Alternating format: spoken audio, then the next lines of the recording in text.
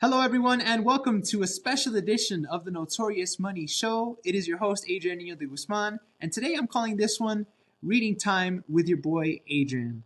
So, as many of you might know already, I have started reading the foreword by Dave Ramsey and reading the book Thou Shalt Prosper, written by author Rabbi Daniel Lapin. And as I have been reading this book and fully immersing myself in this book into the philosophy of money, I have already received a lot of inspiration and motivation to just apply its principles to my everyday life in business and especially with my personal finance, with my money, with my income. So I hope that today, as I read two of the passages that I read here from chapter 1, that you guys are able to enjoy it. Again, I am reading this slowly but surely. I am in no rush. I have one life to live, and I feel that I should be fully immersed in the moment. So please kick back, grab yourself a cup of coffee, tea, whatever, get comfy, and I hope that you enjoy the passages that I will read, react, and review with all of you guys today. If you want takeout, if you want quick McDonald's, if you want a quick review of this book because time is important to you or it's of the essence and you're in a hurry, obviously I understand time is money, but my time is so valuable that I'm gonna count every penny, right? So I'm gonna take it a step at a time. But if you guys need a spicy chicken review or a chicken nugget review of this book, I'm pretty sure there's other YouTubers that are offering takeout delivery, so you guys can go ahead and watch them. But if you want to take it easy, I'm glad that you're here, and I hope that you enjoy this review. Yesterday in the video and on the episode, I was able to talk to you guys about two financial equations. The first one being success equals opportunity plus preparation. Then what I did for the second equation is I broke down preparation, and we found out that preparation equals two factors, the multiples or the factors of learning plus practice. So learning plus practice equals preparation. So education, knowledge, learning theories, ancient techniques, modern techniques that help us conquer our money, that make us a better person, that help us invest and plant seeds that can invest in any category in our life, physically, spiritually, mentally, any seeds of knowledge that we can plant and then obviously harvest them, help them grow and plant them, give them water, give them nourishment, give them light, can grow into the tree of life and can double on your investment. And as you practice, which is the nurturing of those techniques, as you practice and apply those techniques that you learn in any aspect, but especially in the aspect of the philosophy of money and in growing your business, I am a firm believer that as you practice, you will change, you will become a new person. And you will know that the work, the practice that you are doing and the theories that you are applying are actually helping you become better and inching you closer to the opportunity that will present itself for you to engage and confront success head on. So, again, success equals opportunity plus preparation, and to prepare ourselves, we must continue to learn and practice. Like Allen Iverson said, practice? Practice? Yeah, practice. We got to keep practicing every day. It's what the GOATs do. It's what the greatest of all time do. They practice rigorously in closed doors when people are not watching, when the cameras are off. They are practicing. A story from the late great Kobe Bryant, the Mamba. Rest in peace, who passed away a couple of years ago. Kobe Bryant, he said, one of the famous stories from Kobe Bryant is that he would always, when his team, the Lakers, were on the road and they would go to nice cities or they were in a nice downtown area the night after a game or before a game, his teammates, they would always say, hey, Kobe, we have a couple of days before our next game. We're here. We're in this new city. Let's go out and have some drinks. Let's go out and have fun. Let's party and let's go hang out, right? And have a long night. And Kobe would say, deal, totally, that's fine. I'll go out with you guys. I'll go have some drinks. I'll spend some time with you guys. Let's go have some fun. But you guys, if I go out with you, you have to go out with me tomorrow. And he would just leave it at that. You have to go out with me tomorrow. So Kobe would go get some drinks, hang out with his teammates. They would go deep into the night, get back maybe to the hotel, 1 a.m., 2 a.m. in the morning. And then Kobe would go to his hotel room. They'd go to sleep. His teammates would go to their respective hotel rooms and go to sleep. But Kobe, the next morning, right at 4:30 or 5 a.m., would come over to their room and start knocking on the door. And they would come out. He would bang on the door and they would come out. Hey, what's going on? It's 5 in the morning. What's up? And Kobe would say, I told you guys that I was going to go out with you last night, and now you guys have to go out with me. And he would drag them out of their room, and then they would go practice. And they would hate it. But because Kobe, obviously being the best player and the captain, because Kobe was going to practice, even with with shortage of sleep, they followed Kobe and they went and they did and they practiced. That is the determination and the killer instinct that Kobe had. Even in practice, he was a killer. The determination to go to practice and not compromise his time, not compromise what he was learning for leisure or for anything else, but the dedication that he had to be able to conquer and hone in on his techniques and his skills. The other teammates might not have had that dedication, and they were struggling in that practice. Maybe they were sick, they were throwing up, who knows, or they were sleep deprived, they were weak, but he was ready to go. So Kobe, that's why he has that Mamba mentality. So I hope that you guys buckle up, grab yourself again, a cup of tea, a cup of coffee, a cookie to go with that. And I hope that you guys really enjoy this. As you know, most of you, I have been reviewing some ancient biblical topics and stories. One of them being the book and story of King Solomon, found in Kings in the Old Testament. King Solomon asked God for wisdom. God gave him wisdom and added unto him rich and treasures. He added unto him riches and treasures. So, King Solomon, because he acquired and wanted wisdom above all other things, the temporal things, money was added unto Solomon and he was taken care of. And today, in the passages from Thou Shalt Prosper that I want to talk about, the first passage is called Jews Became Bankers to Help Others Not as a Last Resort. And the second passage that I'm going to talk or read about is Gold is Good, God Said So. And this will help illuminate a little bit of Jewish tradition and will correlate to what we learned from the story of King Solomon in him acquiring wisdom. And as his wisdom increased, his riches also increased. So let's go ahead and jump in, and I hope you guys enjoy. So this is page 25 of the book Thou Shalt Prosper. Jews became bankers to help others, not as a last resort. In Western culture, the term moneylender has come to be an insult and an indictment. Obviously, people who view money lending, banking, or finance as sleazy and unworthy occupations are hardly likely to engage in them, let alone flourish in them. By contrast, Jews always viewed putting one's capital at risk to enable someone else to make a profit as an honorable way to earn a living and to help others. The Jewish hierarchy of charity regards lending someone money to go into business as more noble than simply giving him the money. The latter condemns the recipient to be a beggar without enough self-respect to launch his or her own enterprise. However, lending money to a needy man elevates him into an independent businessman. This way, his dignity is preserved and he retains the psychological self-image so necessary to conducting business successfully.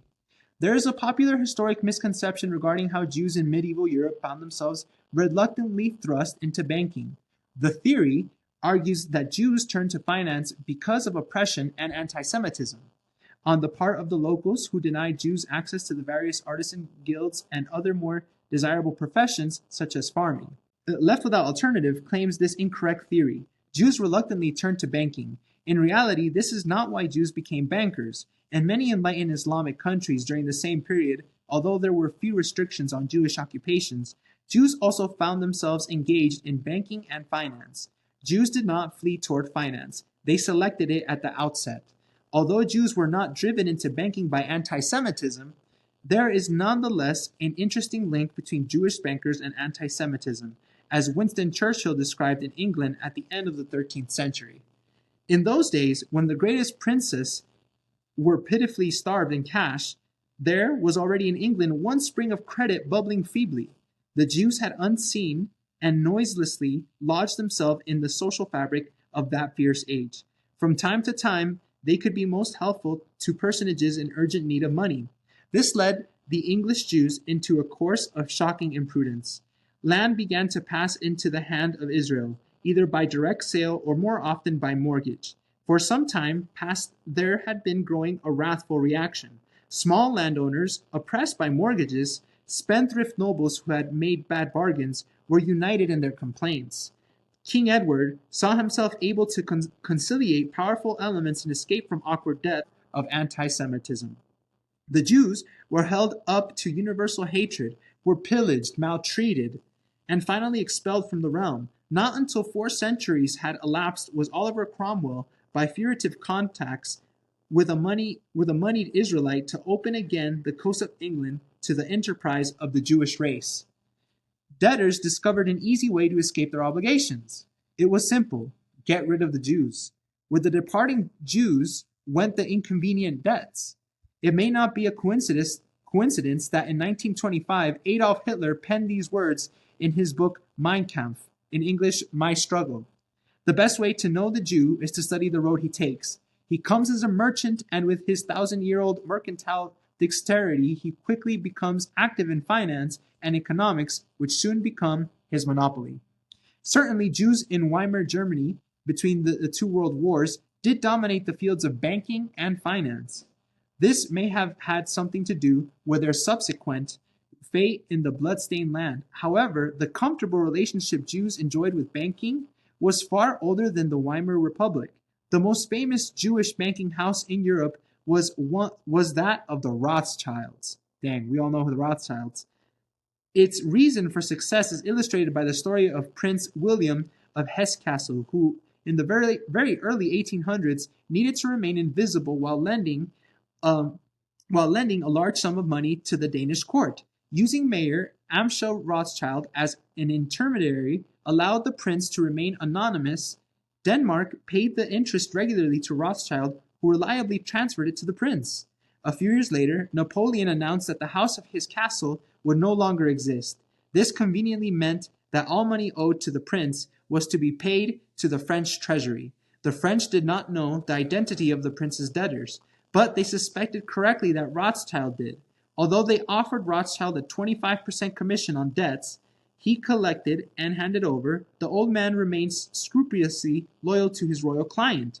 Rothschild and his 2 sons surreptitiously traveled throughout Germany, collecting all the debts due to His Serene Highness.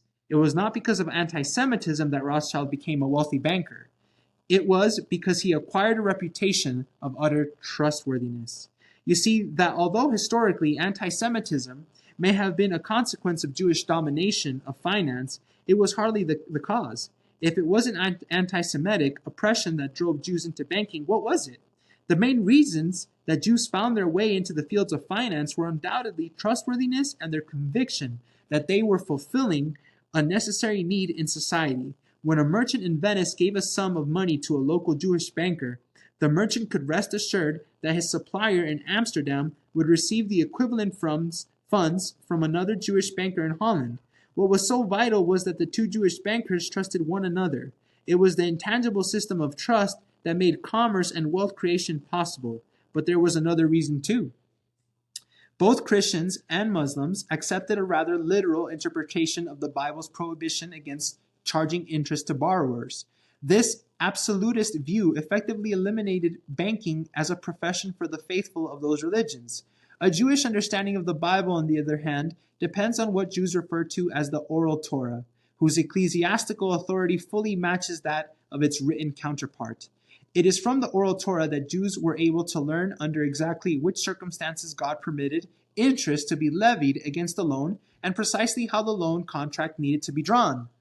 As a result, Jews felt no compunction about earning their livings by brokering and providing capital loans. On the contrary, they felt that they were providing a vital and valued service. Obviously, the field of banking, like any other field, presents its moral challenges. Some financiers have become notorious for extorting usurious rates of interest, but Judaism explicitly prohibits that kind of exploitation of unfortunate people. Some have violated the rules, but this indicts them alone and not the occupation. The fabulous profits that banking has generated from its many Jewish practitioners over the centuries came chiefly from Jews feeling that the profession was honorable and helpful to society. They were not only willing to become bankers, they were also proud and eager to do so. Dang, you guys. So, something that I want to share with all of you is that I used to be a personal banker for JP Morgan Chase. And a lot of times I felt that we were always screwing the little people over. And it is true. I feel that the financial industries nowadays, obviously, they have merged with huge marketing companies, right? And just merged with so many different affiliates. And all they really care about is the profit and the bottom line.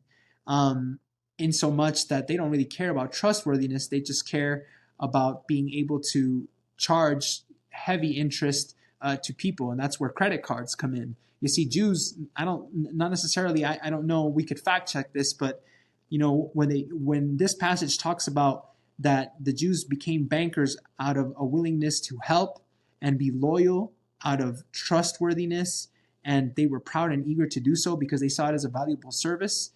Sometimes I feel like the banking industry, even though they help small businesses and with loans and SMB loans and help them have capital to invest and grow their business, sometimes I also feel that they just screw over the little people, and they've just diversified their products. And this is what this is talking about here, that when interest is being charged to unfortunate people, that's when that is not right. But that is more an indictment against people, individuals, decision makers, and not over the occupation itself, because the occupation itself is one that is morally good and can help uplift your neighbor or your fellow human being or mankind, to help them, propel them to invest in themselves, start a business, and go out into the world and produce and serve others.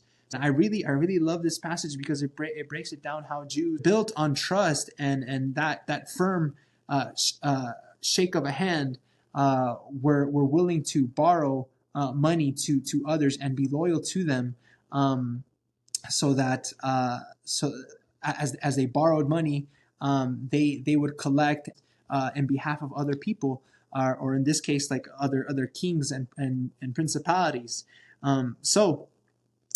Really interesting, really fascinating a review here on why Jews jump into the banking industry and into the world of finance, into the occupation of banking.